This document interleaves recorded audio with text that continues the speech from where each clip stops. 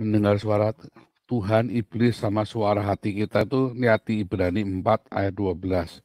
Firman Allah, logos, hidup dan kuat lebih tajam daripada pedang bermata dua. Ia menusuk amat dalam, memisahkan jiwa dan roh. Dari mana itu suaranya Roh Kudus, dari mana suaranya akal budi kita sendiri. Apalagi dari setan, ya dari firman Tuhan. Kalau kita rajin membaca logos, itu nanti tajam pikiran kita.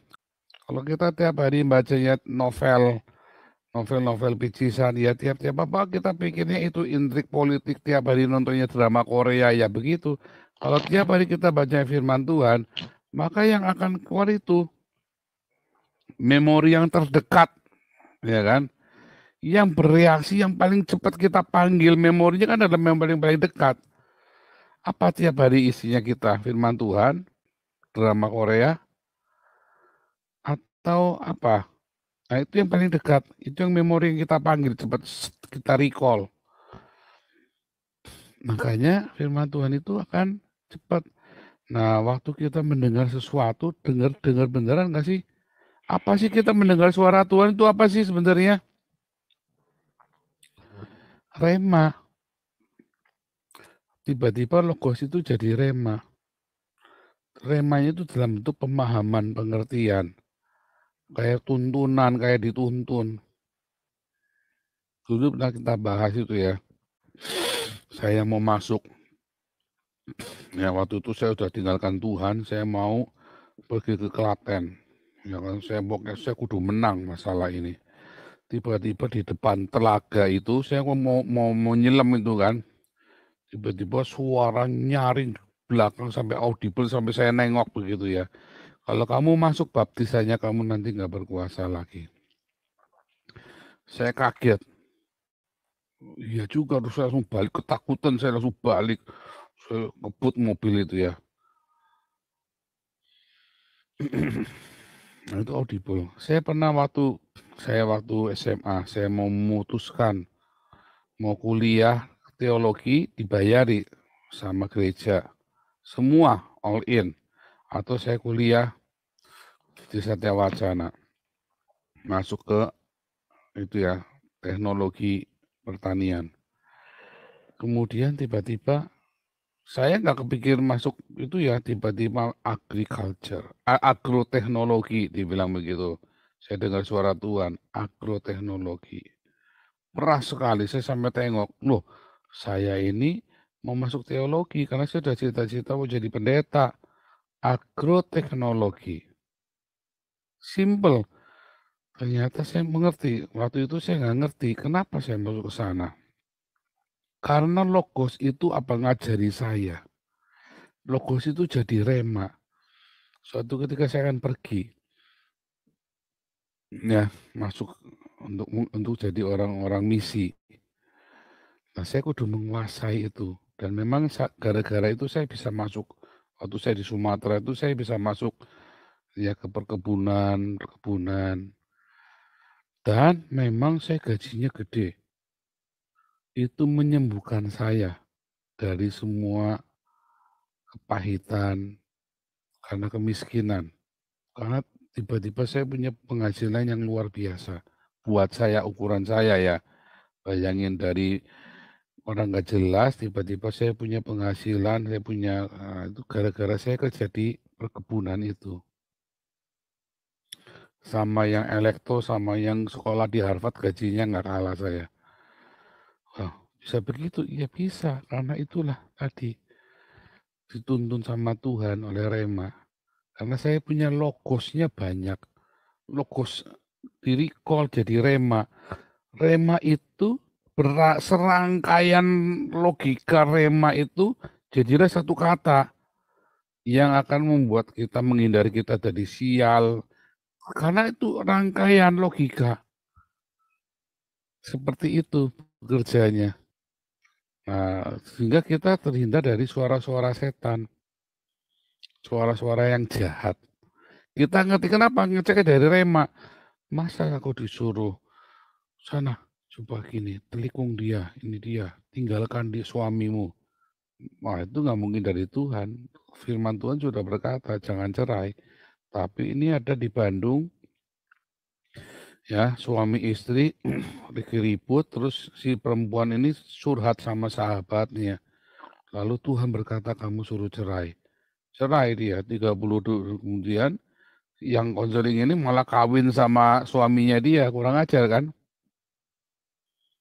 Nah, kan dibohongin kan? Karena apa? Karena dia tidak hidup di dalam firman Allah, dia nggak punya logos, makanya baca firman Tuhan baik-baik. Remanya dari mana kalau nggak baca logos? Kan logos itu bahan untuk jadi rema, untuk jadi suara Tuhan. Nah, kemudian yang tadi bahasa roh itu karena kebawa ambience-nya. Sama orang kesurupan. Kalau satu kesurupan, nanti 2, 3, nanti satu kelas bisa kesurupan semua satu sekolah tuh. Nah, sama orang bahasa roh juga begitu. Wah, wah, wah, karena ambience-nya ngebawa. Tumbang-tumbang, itu semua dari ambience. Ya, pertanyaannya, emang setelah bahasa roh itu terus hidupnya jadi baik? Namanya bahasa roh kan kita ngomong sama Roh Kudus. Udah ngomong sama Roh Kudus, berarti kan harusnya hidupnya kita tambah baik.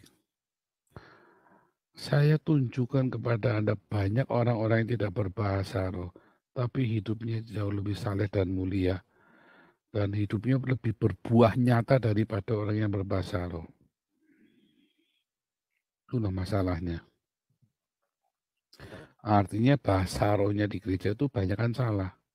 90% itu salah. Ya tapi saya kan nggak dibuat-buat, saya juga sama nggak dibuat-buat. Tapi beda banget, beda banget. Mendengar bahasa kepenuhan Roh Kudus itu bukan berbahasa roh, kepenuhan rema itu. Ya, bahasa roh itu sebenarnya adalah bahasa-bahasa asing. Bahasa asing itu bahasa asing. Bahasa-bahasa yang baru, yang asing bagi mereka, yang orang bisa paham. Bukan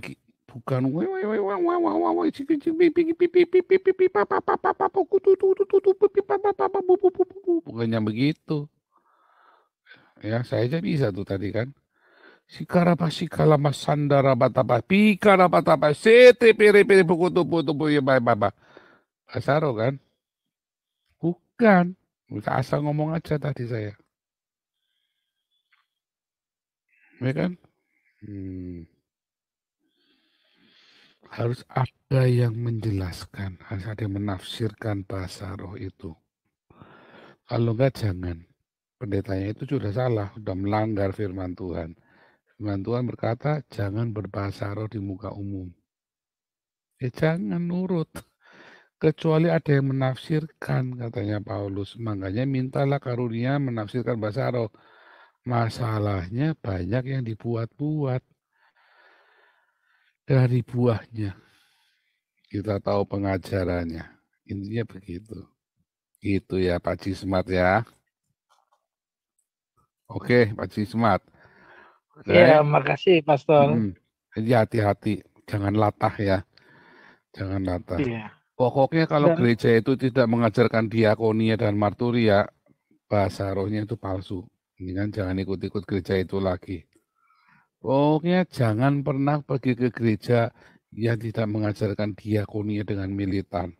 Karena ibadah kita fokusnya tadi ya, muara dari semua aktivitas di gereja harus apa? Diakonia, marturia. Tadi ya Matius 25. Muara dari semuanya itu harus sangkal diri, pikul salib, rendah hati, jaga kekudusan, diakonia, marturia. Kalau muaranya enggak itu, enggak pertemuan-pertemuan ibadah kita enggak menghasilkan itu cuma retorika saja. Buang waktu. ya kalau gembala saya itu luar biasa diakonenya Pastor. Jadi memang di situ di gereja kita itu dari mulai sekolah minggu, terus remaja, dewasa banyak yang ketemu jodohnya di situ, Pastor. Jadi hampir saya bisa bilang ada 50% kurang lebih dari sekolah minggu itu bisa mereka jadi jodoh di gereja situ. Nah, kalau tadi yang bahasa roh tadi, Pastor. Mau jadi biro jodoh dong gerejanya. Saksi Jadi Yehova juga memang sama. Saksi Yehova juga sama. 100% itu gitu. jodohnya di situ. Saksi Yehova kan nggak boleh kawin sama orang lain. Oh, gitu.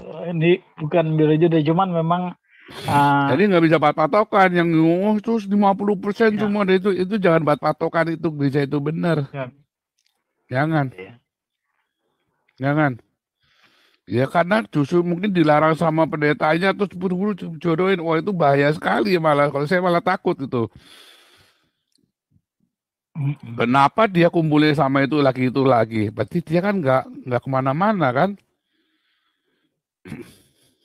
Ya, itu. Eksklusif kan? Ya, Hati-hati. Diakonia nggak gerejanya? diakonia. Loh, diakonia itu gimana? Diakonia itu basa-basi apa? Keuangan gerejanya berapa? Omsetnya sebulan? Berpuluhan sama Oh, kolektornya. iya. Nggak dibuka. Nah, hati-hati juga tuh. Gereja yang nggak dibuka keuangan juga hati-hati tuh. Jangan pergi ke sana. Jangan kasih uangnya ke sana. Baik, Pastor. Jangan pernah kasih uangmu kepada gereja yang tidak terbuka keuangannya. Kalau dibuka, berapa perpuluhan kolektornya? 100 juta satu bulan. Berapa yang buat diakonia? Cuman 10 juta Pak, tinggalin. Itu gereja nggak benar.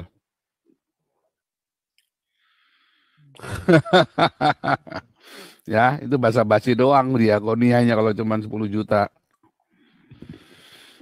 Kita Baik, jadi masuk 400 juta ya diakoninya 400 juta kita. Malah kurang-kurang ini. Kita saldonya kemarin tinggal 260 karena tiba-tiba kita melonjak kan jadi 2.500 per bungkus kan. Pemasukan tetap 400 juta, tapi kita pengeluarannya jadi 500 juta. Buat diakonia. Ya kan? iya, Pastor. Hati-hati ya. Ya ini Iya, cuma iya. paguyuban doang gerejanya. Gereja yang tidak berdiakonia dengan militer itu paguyuban doang. Anda sedang apa bedanya sama Rotary Club? Rotary Club juga sama. Diakonia juga, charity mereka. Malah mungkin lebih banyak daripada gereja Anda persentasenya. Ya kan? Freemason loh, Rotary Club loh. Rotary Club itu dianggap Freemason. Tapi dia charity lebih hebat daripada gerejanya Gilbert. Ya. Katanya Freemason, tapi dia berdiakonia lebih hebat. Gimana? Dia lebih mengajarin ajaran Tuhan Yesus tuh. Gitu ya. Itu diakonia itu penting. Makanya tuh, wah, itu kalau muaranya gereja nggak di diakonia, itu gerejanya salah deh pokoknya. Gitu ya. Oke.